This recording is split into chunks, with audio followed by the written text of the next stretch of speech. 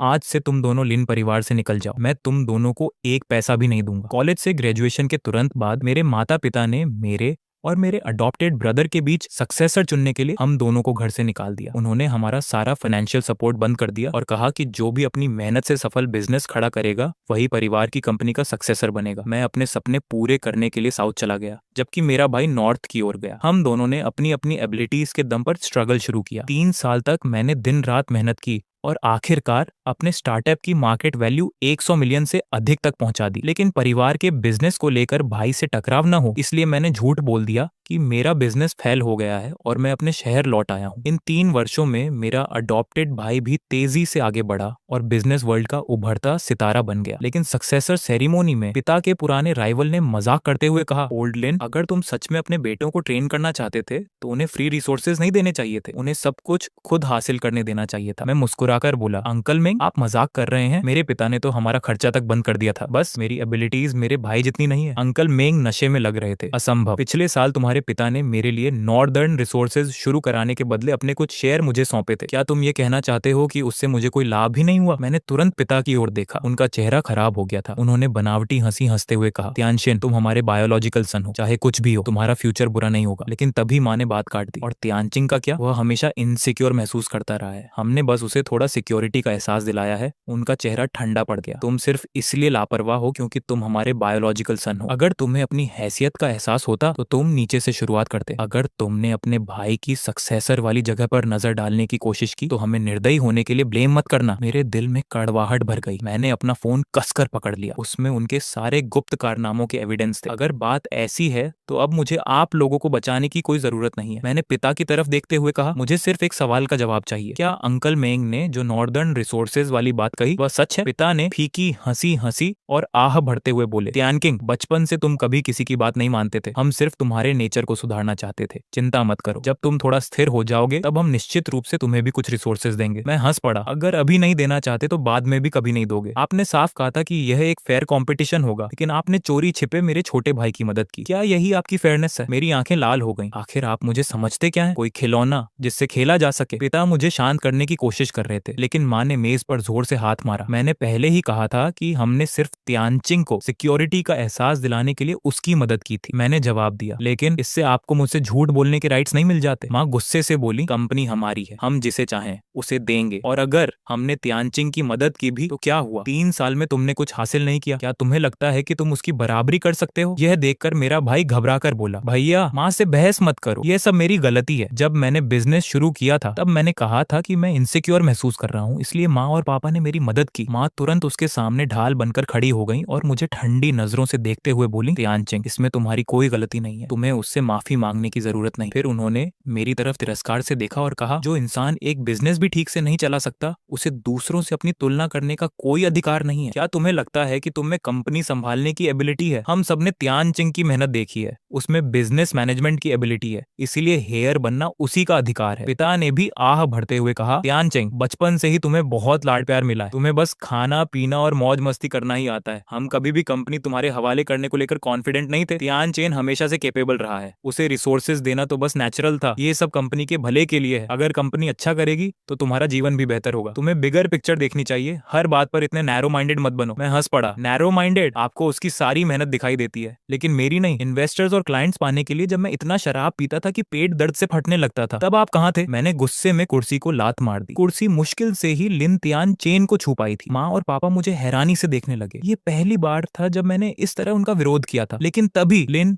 त्यानचेन अचानक जमीन पर गिर पड़ा और दर्द से चिल्लाने लगा, आह, मेरी टांग। भैया, आप सही हैं मुझे मारने के लिए। मैं तो सिर्फ एक अडॉप्टेड बेटा हूँ, मुझे आपकी सक्सेसर वाली जगह नहीं लेनी चाहिए थी। मुझे सक्सेसर नहीं बनना, कृपया मुझे और मत चोट पहुंचाइए। ये देखकर पिता का चेहरा गुस्से से भर गया। बचपन में भी तुम त्यानचेन को बहुत सताते थे, अब समझ आया कि हमारा फैसला बिल्कुल सही था, वरना अगर तुम सक्सेसर बन जाते तो एक दिन उसे मार ही डालते। माँ घबराकर मेरे भाई की पैंट ऊपर करने लगी। वहाँ केवल एक छोटी सी खरोंच थी, लेकिन फिर भी उन्होंने मुझे घूरते हुए कहा, अगर त्यानचेन को कुछ भी हुआ तो कभी भी लिन परिवार में वापस मत आना और सक्सेसर बनने का सपना भी भूल जाओ। उन्हें तियान चेन की इस तरह रक्षा करते देखकर मेरा दिल पूरी तरह ठंडा पड़ गया। मैंने कड़वी मुस्कान के साथ कहा, अगर बात ऐसी है तो आज से हमारा रिश्ता खत्म। सक्सेसर की बात तो छोड़िए, अब मुझे पूरी लिन कॉर्पोरेशन में भी कोई दिलचस्पी नहीं है। इतना कहकर मैं प्राइवेट रूम से बाहर निकल गया, लेकिन जैसे ही मैंने दरवाजा जोर से बंद किया, मुझे अंकल मिंग की आवाज सुनाई दी। ओल्ड लिन, इसका मुझसे कोई लेना देना नहीं है। तुम ही चाहते थे कि इस मौके का इस्तेमाल करके तियानचिंग को दबाया जाए ताकि तियान चेन आसानी से लिन परिवार का सक्सेसर बन सके, इसीलिए तुमने मुझसे वे बातें कहलवाई थी। पिता ने आह भरते हुए कहा, काश मुझे पता होता कि वह इतनी हार्श रिस्पॉन्स देगा तो मैं ऐसा नहीं करता। मैं चलते चलते रुक गया। मेरे दिल में अब भी उम्मीद की एक छोटी सी किरण बाकी थी कि शायद उन्हें मेरे लिए थोड़ी चिंता हो, लेकिन उनके अगले शब्दों ने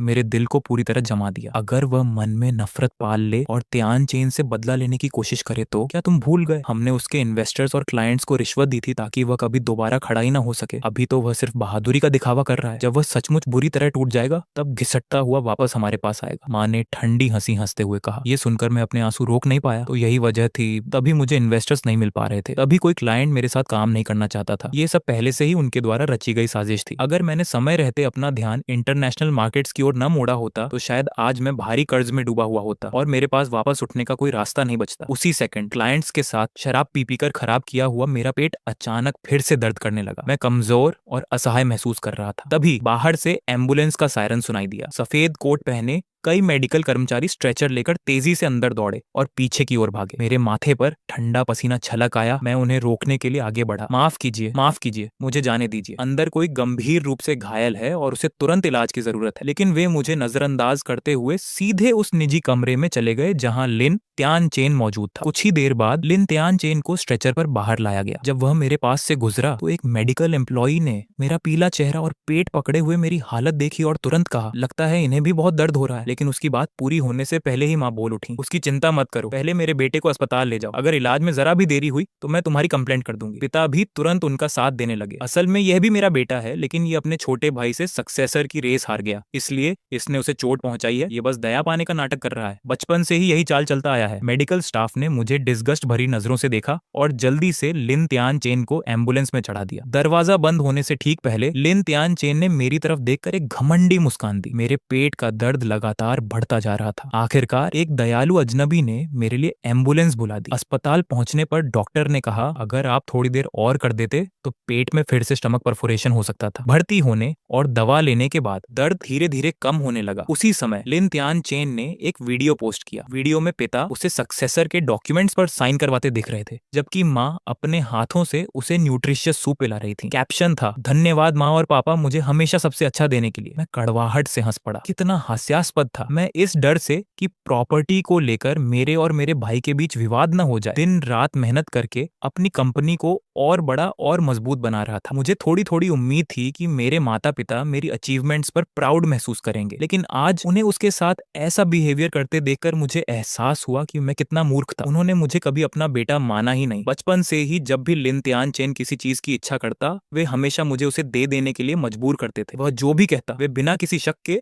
उस पर विश्वास कर लेते थे, जबकि उनकी नजरों में मैं सिर्फ एक निकम्मा, बेकार और अय्याश लड़का था। शायद उनकी नजर में मेरी कीमत एक कुत्ते से भी कम थी। तभी मेरे सबोर्डिनेट का मैसेज आया, बॉस लिन कॉर्पोरेशन के टैक्स मामले के बारे में कहा जा रहा है कि इस बार उन्होंने भारी टैक्स चोरी की है और अगले 2 दिनों में सख्त ऑडिट होने वाला है। हमें तुरंत 20 मिलियन युआन की व्यवस्था करनी होगी, वरना बड़ी समस्या खड़ी हो जाएगी। मैंने सिर हिलाते हुए जवाब दिया, जरूरत नहीं है, वह 20 मिलियन नए प्रोजेक्ट में इन्वेस्ट कर दो। लिन परिवार का सक्सेसर अब तय हो चुका है। मेरा वहाँ कोई अधिकार या हैसियत नहीं बची। अस्पताल से डिस्चार्ज होने के बाद मेरा इरादा सीधे साउथ लौटने का था, लेकिन अचानक ट्रेन सर्विसेज टेम्पोरेरीली बंद हो गई। अनाउंसमेंट हुई कि 1 सप्ताह तक ट्रेनें नहीं चलेंगी। मेरे पास करने को कुछ नहीं था, इसीलिए मैं लिन कॉर्पोरेशन पहुंच गया। स्टार्टअप के शुरुआती दौर में मैंने चुपचाप कई करोड़ युआन का एक बड़ी बिजनेस डील के लिए लिन कॉर्पोरेशन के नाम पर ट्रांसफर कर दी था। मेरा इरादा बाद में उन्हें यह बताकर एक बड़ा सरप्राइज देने का था, लेकिन अब लगता है कि उस सरप्राइज की कोई जरूरत नहीं रही। लिन कॉर्पोरेशन में सेल्स और फाइनेंस डिपार्टमेंट पूरी तरह अलग अलग काम करते थे। फाइनेंस डिपार्टमेंट यही समझता कि वह डील सेल्स टीम ने हासिल की है। अब मैं वे बिजनेस डील वापस लेना चाहता था, इसलिए सबसे पहले मुझे उसकी इनकम और करंट सिचुएशन को वेरीफाई करना था। लेकिन जैसे ही मैं कंपनी के अंदर दाखिल हुआ, मेरी मुलाकात अचानक लिन तियान चेन से हो गई। वह मेरे पास आया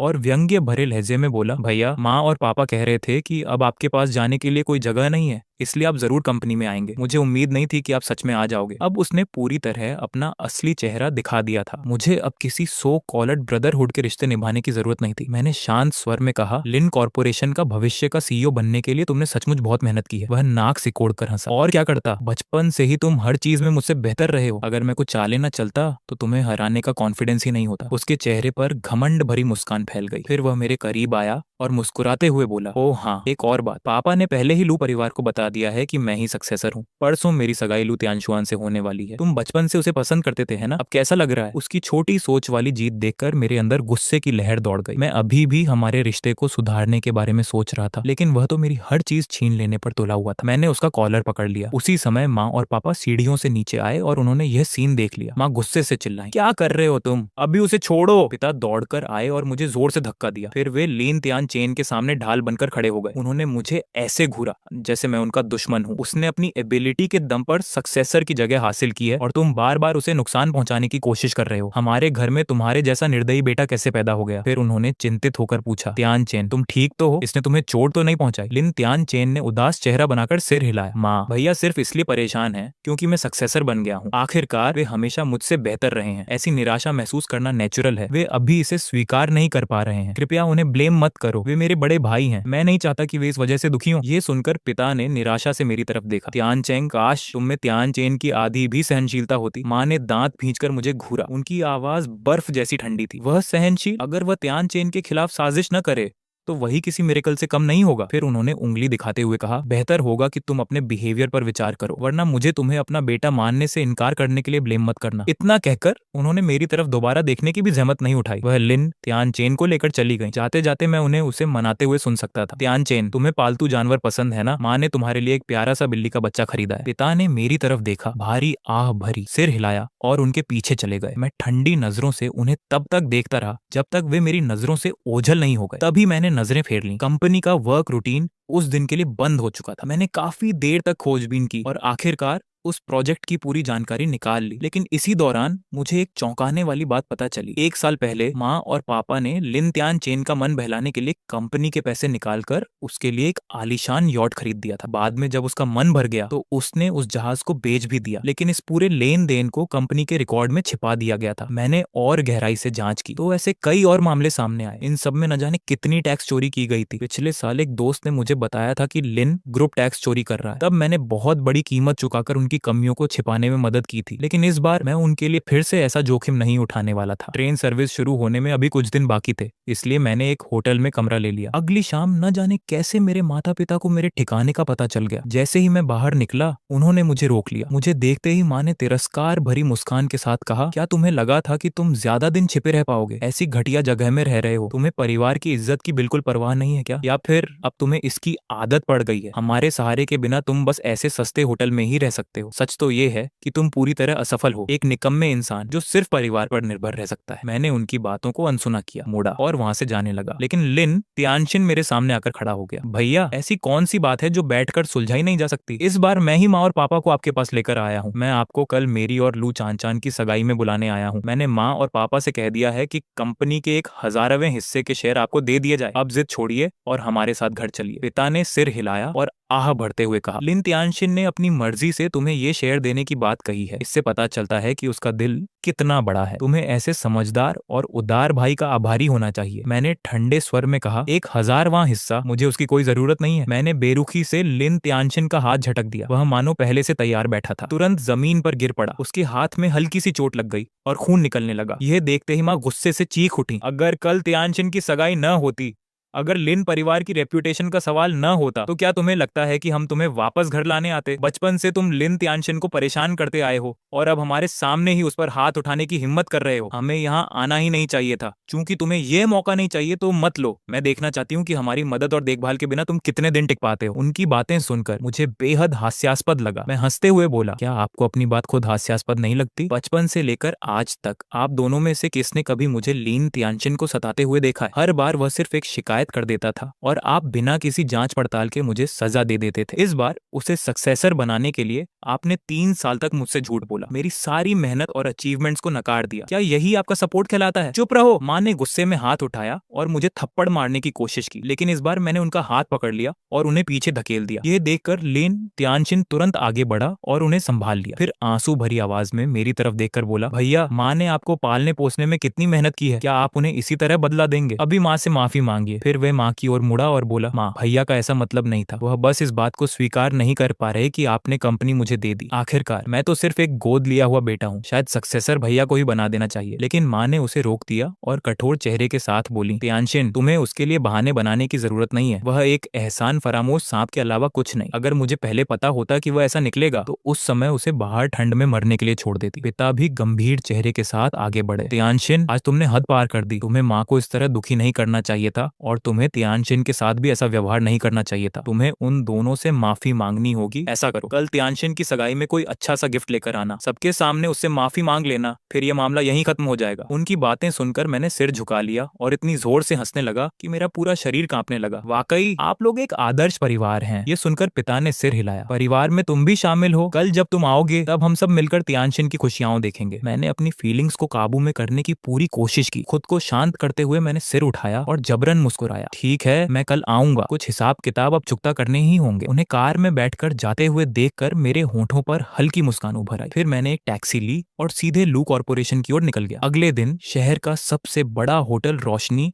और डेकोरेशन से जगमगा रहा था। चारों तरफ उत्साह का माहौल था। लिन और लू परिवारों के बीच होने वाला ये मैरिज अलायंस पूरे शहर की चर्चा का टॉपिक बना हुआ था। सोशल मीडिया की हर ट्रेंडिंग सूची में इसी की चर्चा थी। बिजनेस वर्ल्ड की कई बड़ी हस्तियां इस समारोह में शामिल होने पहुंची थीं। होटल के अंदर लिन त्यानशिन गर्व से भरा हुआ था और सबकी प्रशंसा का आनंद ले रहा था। माँ की आंखें भावुक होकर लाल हो गईं। बस मैं त्यानशिन को खुश देख लूं, मेरे लिए यही काफी है। पिता ने भी सेटिस्फाइड होकर सांस लेते हुए कहा, त्यानशिन जैसा बेटा होना मेरे लिए प्राउड की बात है। फिर अचानक उन्होंने भौहें सिकोड़ ली। सेरेमोनी शुरू होने वाला है, वह लड़का अभी तक क्यों नहीं आया? माँ बोली, शायद मैं उसे फोन करके पूछूं। लेकिन अगले ही पल उनकी आंखों में घृणा झलक उठी। छोड़ो भी, वह कहीं बाहर मौज मस्ती कर रहा होगा। उस जैसे बेटे का होना हमारे लिए सिर्फ शर्म की बात है। अगर आज भी वह नहीं आया तो मैं उससे सारे रिश्ते तोड़ दूंगी। लेकिन जैसे ही उनकी बात खत्म हुई, कंपनी का एक कर्मचारी घबराया हुआ अंदर भागता आया। मिस्टर लिन, बड़ी समस्या हो गई है। सब लोग चौंक कर उसकी ओर देखने लगे। अभी अभी इंस्पेक्शन डिपार्टमेंट की गाड़ियां कंपनी के गेट पर पहुंची हैं। उनका कहना है कि हमारी कंपनी में सीरियस इरेगुलरिटीज पाई गई हैं। वे चाहते हैं कि आप तुरंत जाकर इन्वेस्टिगेशन में सहयोग करें। यह सुनकर माँ और पिता दोनों स्तब्ध रह गए। लिन त्यानशिन ने कर्मचारी का कॉलर पकड़ लिया। तुमने अभी क्या कहा? कर्मचारी घबराते हुए बोला, यंग मास्टर लिन, मेरा मतलब है कि टैक्स डिपार्टमेंट की इन्वेस्टिगेशन टीम पहले ही कंपनी पहुंच चुकी है। उनका कहना है कि हमारी कंपनी ने कई बार टैक्स चोरी की है और वे चाहते हैं कि आप तुरंत जांच में सहयोग करें। अगर हम सहयोग नहीं करते तो वे लोगों को गिरफ्तार करने यहाँ भी आ सकते हैं। और इस बार तो उनके सीनियर ऑफिसर भी साथ आए हैं। उनकी बातों से लग रहा है कि मामला बहुत गंभीर है, यहाँ तक कि जेल भी हो सकती है। यह सुनते ही पिता का चेहरा सफेद पड़ गया। यह कैसे हो सकता है? हमारी कंपनी हमेशा नियमों के अनुसार काम करती आई है, ऐसा आखिर हुआ कैसे? कुछ पल सोचने के बाद उन्होंने कहा, जब तक कि कंपनी के अंदर किसी ने गुप्त रूप से धन का घपला न किया हो। जैसे ही उन्होंने यह कहा, माँ के चेहरे पर गिल्ट की एक झलक दिखाई दी। पिता इतने वर्षों तक बिजनेस वर्ल्ड में टिके नहीं थे कि इतनी छोटी बात न समझ पाते। माँ के चेहरे का भाव बदलते ही उन्हें सब समझ आ गया। वैन्या, तुम्हें कुछ पता है ना? माँ ने उनका हाथ पकड़ लिया और जबरन मुस्कुराते हुए बोली, आप जानते ही हैं कि त्यानशिन हमेशा खुद को असुरक्षित महसूस करता रहा है। क्या आपको याद है 2 साल पहले वह गंभीर रूप से बीमार पड़ गया था? उसे खुश करने के लिए मैंने कंपनी के खाते से कुछ लाख युआन निकालकर उसके लिए कुछ उपहार खरीद दिए थे। पिता ने भौहें चढ़ा ली। तुमने मुझे उस समय क्यों नहीं बताया? और आखिर खरीदा क्या था? माँ ने धीमे स्वर में कहा, मुझे डर था कि आप मना कर देंगे। मैंने बस त्यानशिन के लिए एक नया गेमिंग कंसोल खरीदा था। बाद में उसे वह पसंद नहीं आया तो मैंने उसे कम कीमत पर बेच दिया। मुझे लगा कि कंपनी के लिए वह रकम कोई बड़ी बात नहीं है, इसलिए मैंने ज्यादा ध्यान नहीं दिया। कंसोल बेचकर जो पैसे मिले वे भी मैंने त्यानशिन को जेब खर्च के तौर पर दे दिए। ये सुनकर पिता का खून खौल उठा, लेकिन फिर भी उन्होंने उलझन में पूछा, फिर भी बात समझ में नहीं आ रही। कुछ लाख युआन की बात पर टैक्स डिपार्टमेंट के इतने हाई रैंकिंग ऑफिशियल्स खुद यहाँ नहीं आते। क्या तुम मुझसे अभी भी कुछ छिपा रही हो? माँ ने सिर झुका लिया। वह चुप रही और उनकी ये खामोशी ही सबसे बड़ा जवाब थी। लेकिन आखिरकार पिता की लगातार घूरती हुई नजरों के दबाव में माँ टूट गई। असल में पिछले साल जब मैंने देखा कि त्यानशिन का बिजनेस ठीक नहीं चल रहा है तो मैंने कंपनी के खाते से 10 मिलियन युआन उसके पास ट्रांसफर कर दिए थे और मैंने उसके लिए एक प्राइवेट जेट भी खरीदा था। ये सुनते ही पिता पिता का चेहरा काला पड़ गया। उनकी आवाज में अब जरा भी शांति नहीं बची थी। माँ समझ नहीं पा रही थी कि प्राइवेट जेट वाली बात कैसे समझाए। तभी लिन तियानचेन सावधानी से बोला, पापा इसमें सारी गलती मेरी है। मैंने ही माँ से शिकायत की थी कि बिजनेस शुरू करना बहुत थकाने वाला है और मैं दुनिया घूमना चाहता हूँ, इसलिए माँ ने जैसे तैसे पैसे जुटाकर मेरे लिए वो जेट खरीद दिया। लेकिन बाद में मैं उसे एक शर्त में हार गया। ये सुनते ही पिता का गुस्सा फूट पड़ा। उन्होंने माँ और बेटे की तरफ देखा, लेकिन कुछ पल के लिए उनके पास कहने को शब्द ही नहीं थे। आखिरकार उन्होंने ठंडे स्वर में कहा, आज से तुम दोनों पुराने हवेली वाले घर में वापस जाओ और अपने के पर विचार करो, और कंपनी में तुम्हारे सारे राइट्स तुरंत वापस ले लिए जाएंगे। मुझे कोई बहाना नहीं सुनना। इसके बाद उन्होंने समय देखा और गहरी सांस ली। फिलहाल इस बात को यहीं छोड़ो। टैक्स डिपार्टमेंट ने ऑन ऑर्डर जारी कर दिया है, जल्दी से कोई सोल्यूशन निकालो, नहीं तो हम सब अंदर चले जाएंगे। इसके बाद उन्होंने लू ग्रुप के लीडर और लू चानशान के पिता को फोन लगाया। ओल्ड फ्रेंड, चानशान रास्ते में होगी ना, मुझे अफसोस है, लेकिन लगता है कि आज की सगाई की दावत रद्द करनी पड़ेगी। कंपनी में एक बड़ी समस्या आ गई है और मुझे उसे संभालना होगा। लेकिन उनकी बात खत्म होते ही फोन के दूसरी तरफ से एक शांत और व्यंग्य भरी आवाज आई, लिन जियानान, हमारी अभी सगाई भी नहीं हुई है। मुझे ओल्ड फ्रेंड कहना कुछ ज्यादा जल्दी नहीं हो गया? पिता चौंक गए। तुम्हारा क्या मतलब है? फोन पर मौजूद व्यक्ति ने जवाब दिया, मेरा मतलब ये है कि लू ग्रुप ने इस सगाई को रद्द करने का फैसला कर लिया है। मेरी बेटी लू चानशान अब तुम्हारे बेटे लिन तियानचेन से शादी नहीं करना चाहती। यह सुनते ही पिता के चेहरे पर गुस्सा छा गया। लू वान, तुम्हारी हिम्मत कैसे हुई ऐसा कहने की? क्या तुम्हें डर नहीं कि मैं लू ग्रुप की फंडिंग बंद कर दूंगा? फोन के दूसरी तरफ से ठंडी हंसी सुनाई दी। फंडिंग? मजाक मत करो। तुम्हारी तथाकथित फंडिंग का मतलब सिर्फ इतना था कि मैं अपनी बेटी को बेच दूं। अगर तियानचिंग ना होता तो मैं बहुत बड़ी गलती कर बैठता। पिता की आंखें फैल गईं। तियानचिंग, क्या वह तुम्हारे साथ है? लू वान ने ठंडे स्वर में कहा, यह तुम्हारा मामला नहीं है। तुम्हें बस इतना जानना चाहिए कि लू कॉर्पोरेशन को दोबारा उठने के लिए तुम्हारे साथ किसी मैरिज अलायंस की जरूरत नहीं है। अभी तुम्हें इस बात की चिंता करनी चाहिए कि टैक्स डिपार्टमेंट का सामना कैसे करोगे। इतना कहकर उन्होंने फोन काट दिया। अभी हुई बातचीत माँ और लिन तियानचेन ने भी सुन ली थी। दोनों अविश्वास से पिता की ओर देखने लगे। माँ ने दांत भींचकर कहा, क्या लू परिवार पागल हो गया है? क्या उन्हें सच में लगता है कि लिन तियानचिंग उन्हें दोबारा खड़ा कर सकता है? लिन तियानचेन के चेहरे पर भी कंफ्यूजन साफ दिखाई दे रहा था। कुछ देर सोचने के बाद पिता की आंखों में एक खतरनाक चमक उभरी। उन्होंने दूर देखते हुए कहा, पहले कंपनी चलते हैं और इस समस्या को सुलझाते हैं। उसके बाद हम लिन तियानचिंग को ढूंढेंगे और उससे सारी सच्चाई निकलवाएंगे। यह कहकर तीनों रोल्स रॉयस में बैठे और कंपनी की ओर रवाना हो गए। जहां तक सेरेमनी में आए बड़े बड़े बिजनेसमैनों का सवाल था, वे सब नाराज होकर वहां से चले गए। उधर लू कॉर्पोरेशन की इमारत के टॉप पर बने चेयरपर्सन के ऑफिस में लू वॉन मुस्कुराते हुए मेरी ओर देख रहे थे। तियानचिंग, मैंने कभी नहीं सोचा था कि तुम सिर्फ 3 साल में अपना बिजनेस खड़ा कर लोगे और उसे सैकड़ों मिलियन की कंपनी बना दोगे। मैं सचमुच इंप्रेस हूँ। उनके बगल में बैठी लू चानशान भी चमकती आंखों से मेरी ओर देख रही थी। भैया तियानचिंग, मैंने भी कभी नहीं सोचा था कि कुछ ही वर्षों में आप इतनी ऊंचाई तक पहुंच जाएंगे। आप सचमुच कमाल हैं। मैंने बस हल्की सी मुस्कान दे दी। बस किस्मत अच्छी थी। जैसा आप लोग कह रहे हैं उतना भी खास नहीं हो, लेकिन सच कहूं तो अगर माँ पापा ने मेरे सारे रास्ते बंद न कर दिए होते तो शायद मुझे अब्रॉड जाकर अपॉर्चुनिटीज ढूंढने और सक्सेस पाने की मजबूरी ही न होती। लू वान हल्का सा मुस्कुराया। फिर भी तियानचिंग, हमें तुम्हारा धन्यवाद करना होगा। तुमने इस कठिन समय में लू कॉर्पोरेशन की मदद की। अगर फ्यूचर में तुम्हें कभी किसी चीज की जरूरत पड़े तो हम हर हाल में तुम्हारे साथ खड़े रहेंगे। मैंने सिर हिलाया। अंकल लू, आप बहुत दयालु हैं। बस एक बात का ध्यान रखिए, अब कभी चानर को किसी बिजनेस डील या सपोर्ट के बदले बार्गेनिंग का टूल मत बनाइए। उसे अपनी खुशी चुनने की पूरी आजादी दीजिए। जहां तक कॉन्ट्रैक्ट का सवाल है, मेरे लोग कुछ दिनों में आपको सौंप देंगे। फिलहाल मुझे कुछ और काम निपटाने हैं। मैंने साउथ लौटने के लिए ट्रेन की टिकट बुक कर ली है और जल्द ही निकलना होगा। मैं उठकर जाने ही वाला था कि पीछे से लू चांदर ने आवाज दी, भैया तियानचिंग। मैं रुक गया और मुड़कर उसकी ओर देखा। क्या हुआ? चांद का चेहरा हल्का सा लाल हो गया। उसने शर्माते हुए सिर झुका लिया। कुछ नहीं। उसे इस तरह देखकर लू वान जोर से हंस पड़े। तियानचिंग, मैं जानता हूँ कि बचपन से ही तुम्हें चांदर पसंद थी और मैं यह भी देख सकता हूँ कि चानर के दिल में भी तुम्हारे लिए फीलिंग्स हैं। तो क्यों ना तुम उसे अपने साथ साउथ ले जाओ। पापा, आप कैसी बातें कर रहे हैं? चांदर ने झेंपते हुए अपने पिता को घूरा और फिर मेरी तरफ देखने लगी। भैया तियानचिंग, पापा की बातों पर ध्यान मत दीजिए। मैं मुस्कुराया। ठीक है, तो फिर मेरे साथ चलोगी? चानर ने हैरानी से मेरी ओर देखा। मैंने आगे कहा, मेरी गर्लफ्रेंड बनकर? उसकी सुंदर आंखें आश्चर्य से फैल गईं। कुछ पल की झिझक के बाद उसने धीरे से सिर हिला दिया। ये देखकर लू वान के चेहरे पर फिर से संतुष्टि भरी मुस्कान आ गई। इसके बाद मैं एक दस्तावेज लेकर लिन सिटी पहुंचा। साउथ लौटने से पहले मैं उनके साथ अपना रिश्ता हमेशा के लिए खत्म करना चाहता था। उस समय टैक्स डिपार्टमेंट की इन्वेस्टिगेशन टीम अभी भी कंपनी में मौजूद थी। माँ और पापा इन्वेस्टिगेशन को लेकर बुरी तरह परेशान थे। जैसे ही माँ ने मुझे देखा, उनका चेहरा गुस्से से लाल हो गया। वह तेजी से मेरी ओर बढ़ी और मेरा कॉलर पकड़ लिया। लिन तियानचिंग, एहसान फरामोश कमीने, तुम्हारी हिम्मत कैसे हुई वापस आने की? तुमने लू कॉर्पोरेशन में क्या किया? लू वान ने अचानक सगाई क्यों तोड़ दी? मैंने उनका हाथ हटाया और उन्हें पीछे धकेल दिया। फिर ठंडे स्वर में बोला, मिसेज लिन, क्या आप मुझ पर हाथ उठाने की कोशिश कर रही हैं? अगर ऐसा है तो मुझे पुलिस बुलानी पड़ेगी। मेरे शब्द सुनकर उनकी आंखें ठंडी हो गईं। लिन तियानचिंग, तुमने इतनी व्यंग्यात्मक बातें करना कब सीख लिया? तभी लिन तियानशिन उदास चेहरा बनाकर आगे आया। भैया देखिए ना, सगाई टूट जाने की वजह से मैं कितना दुखी हूँ। मैं हंस पड़ा। लो फिर शुरू हो गया तुम्हारा नया नाटक। लिन तियानशिन ने दुखी स्वर में कहा, भैया मैं जानता हूँ कि आप मुझे पसंद नहीं करते, आपको बुरा लगता है कि मैं लिन परिवार का सक्सेसर बन गया, लेकिन मैंने ये स्थान फेयर कंपटीशन से हासिल किया है। हाँ, मैं माँ पापा का अडॉप्टेड बेटा हूँ, लेकिन इसका मतलब ये नहीं कि आप मेरे कैरेक्टर पर सवाल उठाएं। वह इमोशनल होकर बोला, क्या आपको पता है कि होटल में इतने लोगों के सामने मेरी कितनी बेइज्जती हुई? मैंने कंधे उचकाए। बेइज्जती? मुझे नहीं पता, लेकिन मैं इतना जरूर जानता हूँ कि बहुत जल्द हमारा एक दूसरे से कोई रिश्ता नहीं बचेगा। ये कहकर मैंने अपने बैग से पहले से तैयार किया हुआ संबंध विच्छेद अग्रीमेंट निकाला। मैंने वह डॉक्यूमेंट सीधे उनके सामने पटक दिया। इस पर साइन कर दीजिए, आज के बाद मेरा लिन परिवार से कोई संबंध नहीं रहेगा। समझौते की सामग्री पढ़ते ही माँ और भी भड़क उठी। लिन तियानचिंग, तुम एहसान फरामोश बदमाश, तुम सच में मुझसे सारे रिश्ते तोड़ना चाहते हो? मैंने बिना कोई भाव बदले शांत स्वर में कहा, साइन करो या मत करो। फिर मैंने उनकी आंखों में देखते हुए कहा, लेकिन आज के बाद मैं अपनी पूरी ताकत लगा दूंगा ताकि लिन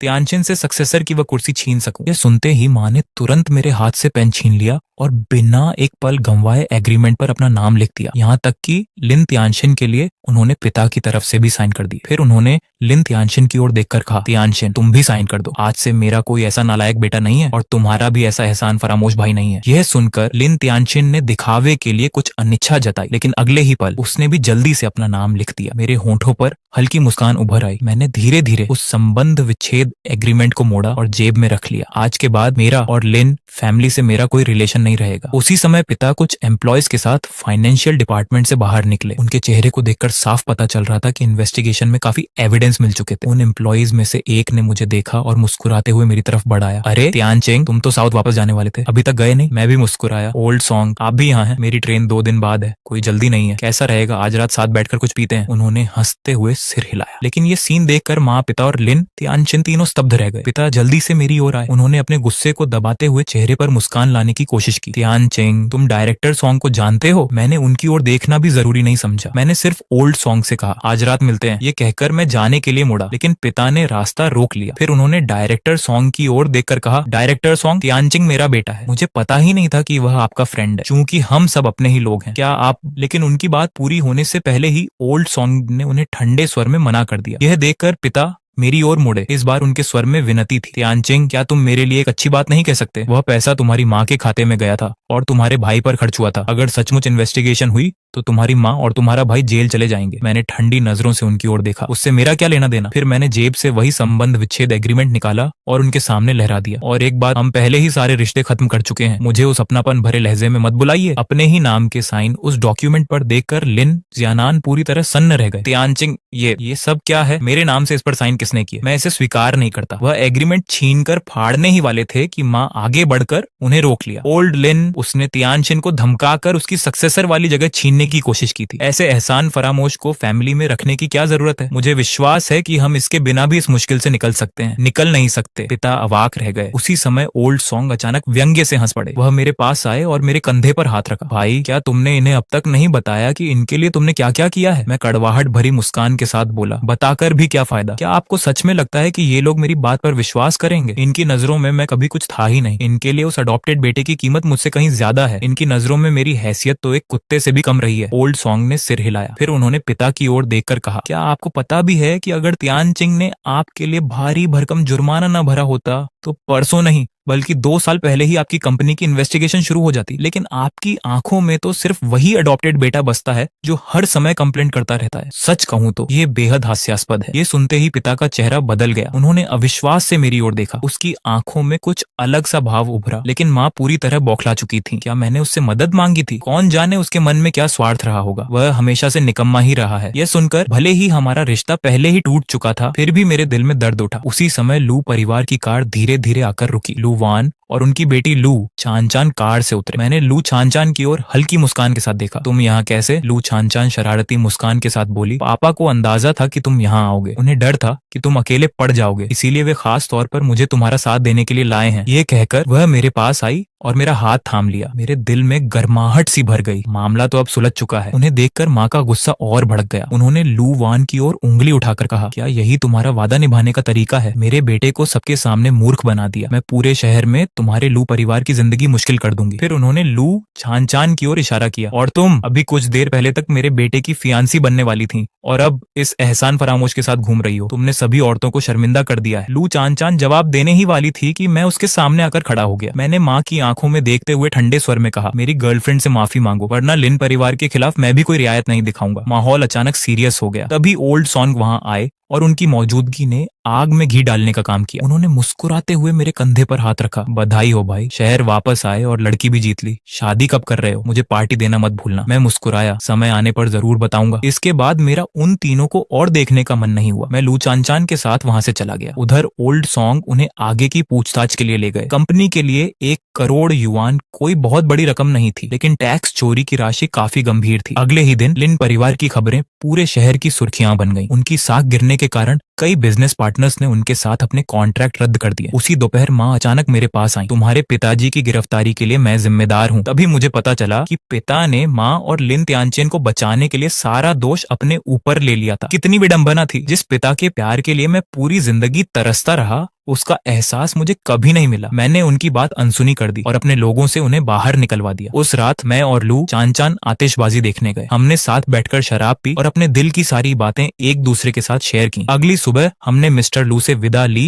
और साउथ की ओर जाने वाली ट्रेन में सवार हो गए। रवाना होने से पहले मुझे पता चला कि लिन त्यानचेन ने लिन कॉर्पोरेशन की कमान संभाल ली है, लेकिन मेरी नजर में उसकी एबिलिटी इतनी नहीं थी कि वह लिन परिवार को आगे बढ़ा सके। हालांकि अब ये सब मेरी चिंता का टॉपिक नहीं था। साउथ पहुंचते ही मैंने लू परिवार के साथ एक बड़े प्रोजेक्ट पर पार्टनरशिप शुरू कर दी। लू चान चान के साथ मिलकर मैंने अपनी कंपनी को दिन ब दिन आगे बढ़ते देखा। 3 महीने बाद लू चान चान को पता चला कि वह गर्भवती है। हमने शादी की तैयारियों के लिए वापस लौटने का फैसला किया, लेकिन लौटते ही मिस्टर लू ने एक चौंकाने वाली खबर सुनाई। लिन परिवार का कारोबार दिवालिया हो चुका था। लिन त्यानचेन ने कंपनी को बेहद कम कीमत पर एक राइवल कंपनी को बेच दिया था। पैसा हाथ में आते ही माँ उसका अधिकांश हिस्सा कर्जा चुकाने में लगाना चाहती थी, लेकिन उसी समय लिन त्यानचेन सारा पैसा लेकर गायब हो गया। उसकी इस हरकत ने माँ को पूरी तरह तोड़ दिया। वह गंभीर रूप से बीमार पड़ गई और अस्पताल में भर्ती हो गई। आखिरकार वह मेरी माँ थी। लू चान चान के कहने पर मैं उनसे मिलने अस्पताल गया, लेकिन मुझे देखते ही उनकी आंखों में खुशी नहीं, केवल नफरत दिखाई दी। यह सब तुम्हारी वजह से हुआ है, उन्होंने चीखते हुए कहा। अगर तुमने मदद करने से इनकार नहीं किया होता तो तुम्हारे पिता जेल नहीं जाते, तुम्हारा भाई भी आराम से कंपनी चला रहा होता और वह हमें छोड़कर नहीं जाता। इतना कहकर वह मेरी ओर झपटी। मुझे डर था कि कहीं वह लू चान चान को नुकसान न पहुंचा दे, इसलिए मैं तुरंत उसे लेकर वहां से चला गया। असल में लिन त्यानचेन कभी भी कंपनी का रियल ओनर नहीं था, वह सिर्फ सक्सेसर था। अंतिम निर्णय तो हमेशा मेरे पिता के हाथ में ही था। शायद जेल में रहते हुए पिता को आखिरकार लिन त्यानचेन का असली चेहरा दिखाई दे गया था। कुछ ही समय बाद लिन त्यानचेन संपत्ति